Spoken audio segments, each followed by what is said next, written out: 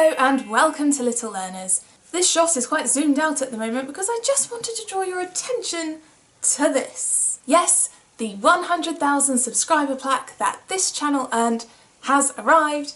I've put it up and I absolutely love it. So I just want to say another huge thank you to all of you who have been supporting the channel and who have clicked that subscribe button. For probably a couple of years now, I've had lots of requests to make videos about lesson planning.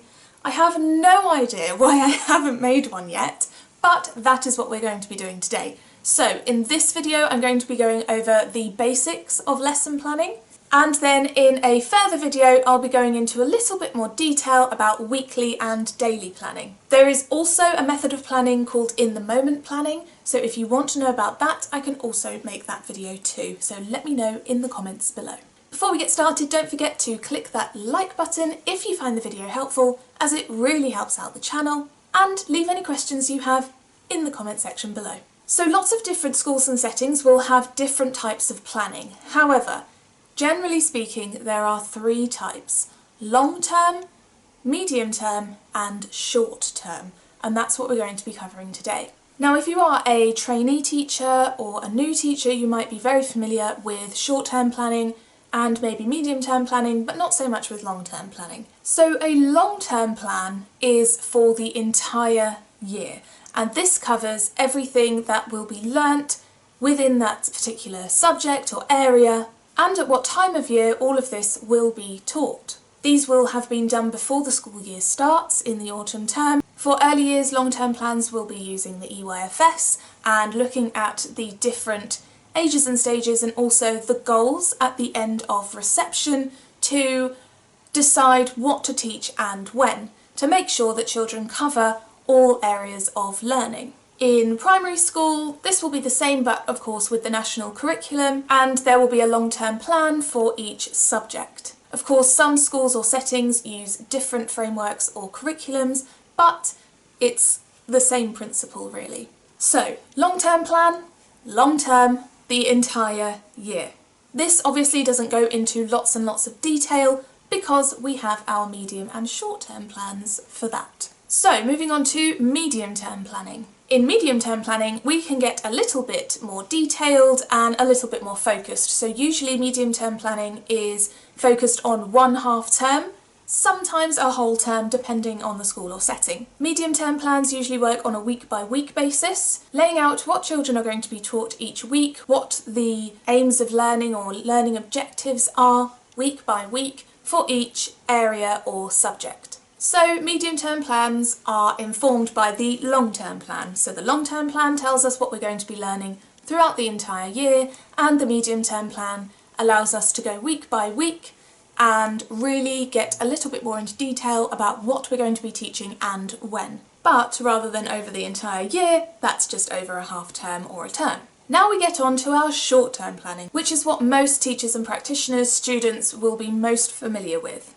Now, of course, all schools and settings do things a bit differently, but often short-term plans are for the week and you go day by day. So first looking at your medium-term plan, working out what you need to be covering that week, and then each day deciding what you're going to be teaching and when.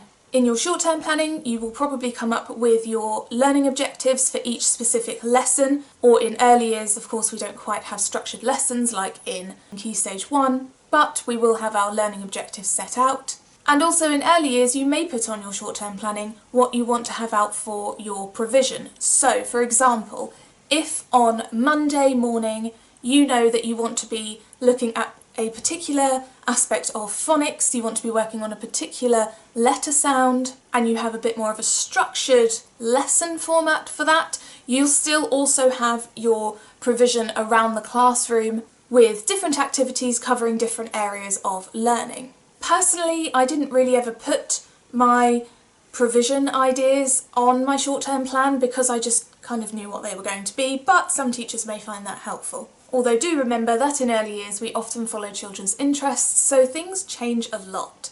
With my planning for my reception class, my short-term planning never quite stayed the same throughout the week, so I would have a rough idea of what I was going to do during the week, what our learning objectives were, what we wanted to achieve, and what I wanted to get done by the end of the week.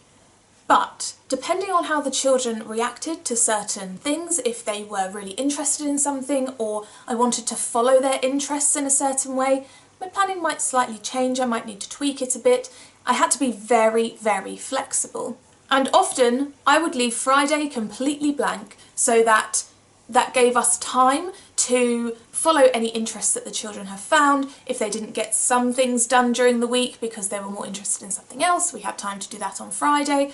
And if we did get our Monday to Thursday work finished, then Friday just meant that I could be really creative and we could revise some of the things that we'd been doing, and it's just a really lovely way of working. There is a type of planning called in the moment planning, which I mentioned earlier, and I suppose I took aspects of that into my teaching, and of course if you do want a whole video on in the moment planning, do just let me know in the comments below. So who writes all of these plans? Well, of course it again depends on the school or the setting. So in my experience, for Key Stage 1, the subject leaders will write the long-term plan, and the head of each year group will probably be involved in that.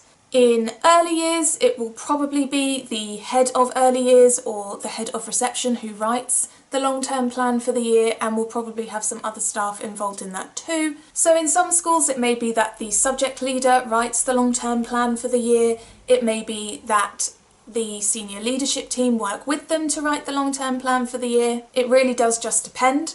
With medium-term planning, in my experience working in reception, the teachers would come together, look at the long-term plan and work out the medium plan together. And then with the short-term planning, that really does depend on your school or setting and the type of teacher or practitioner you are. So I really enjoyed doing weekly planning with my colleagues because we could bounce ideas off of each other. It didn't mean that our classes were going to do exactly the same things because of course we wanted to follow their interests, but it was a really great way to get all of our ideas together and be very collaborative. Once we had decided what we were going to do that week, what our learning objectives were going to be that week, and making sure we had all of the areas of learning covered, I would then go off and do my own kind of weekly timetable and make it a little bit more individualised for my particular class. Some teachers, however, don't work together to do a short-term plan. They might just do it on their own. Of course, if you're in a one-form entry school, then you will be doing the planning by yourself, although sometimes in one-form entry schools, teachers from different year groups will work together just so that they have a sounding board really, because in teaching it's really important to work collaboratively and share practice. So I hope that this video has cleared up a little bit about the basics of planning, long term, the whole year, medium term, a term or a half term, short term, a week, and day by day. Of course, if you have any more questions, do leave them in the comments below. Look out for my video on more detailed planning, looking specifically at short-term planning. Don't forget to like this video if you found it helpful, as it really helps out the channel. And if you haven't already, click the subscribe button and the bell so that you don't miss any future videos. Thank you so much for watching, and I will see you next time.